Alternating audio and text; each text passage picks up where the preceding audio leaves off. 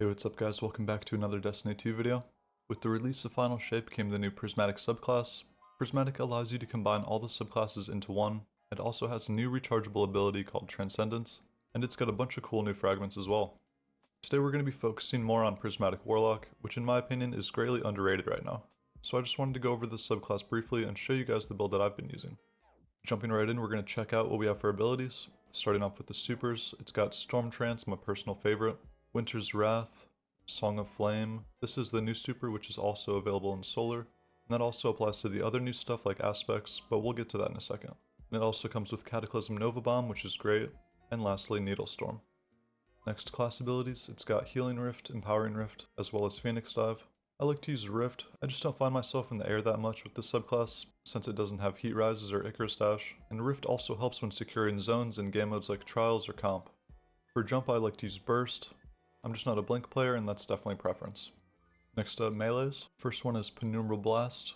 This one's alright if you're doing a freeze build, but honestly, if I was going to do a freeze build, I would probably just use Stasis. Pocket Singularity, this is great for defending against a push. Now Incinerator Snap, this is great for movement since you can slide cancel with it, and that's what I would normally use. But since we're using Lightning Surge as an aspect, we actually can't do the slide cancel, and we also don't have Icarus Dash, so it makes it very hard to control. And we have Chain Lightning, and this is alright, but I generally use anything else before it.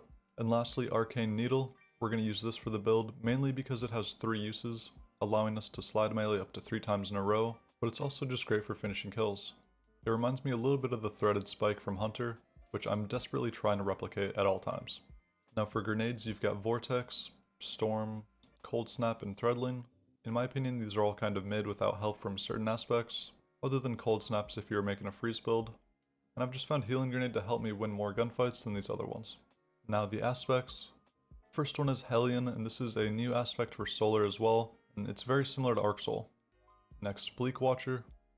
I wouldn't use this personally because it procs Kill Clip and Memento Mori for the enemies, but some people do like to use it for a distraction. And Weaver's Call, I wouldn't use this unless you were on Strand.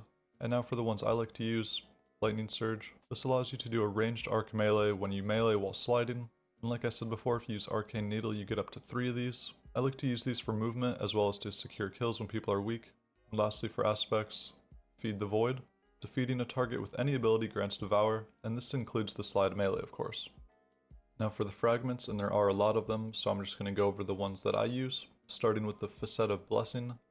Melee final blows grant health regeneration, and this doesn't help with our slide melee build since we're already getting Devour from Feed the Void, but it will help with regular melee kills up close.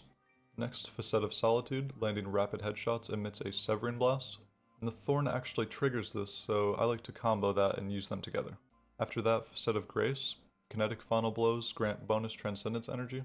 This one makes it so you can actually fill your Transcendence bar every game. The last 2 fragments I have to boost my stats, and they happen to be Facet of Sacrifice and Facet of Protection. I've heard Facet of Protection does work in PvP if 3 or more Guardians are around, but I feel like it's kind of irrelevant and I just wanted the plus 10 strength. Now the exotics I use with this loadout are Necrotic Grips or T-Steps, and if you happen to have Syntheseps Warlock Bond, it really makes this build. It allows you to wipe teams with ease.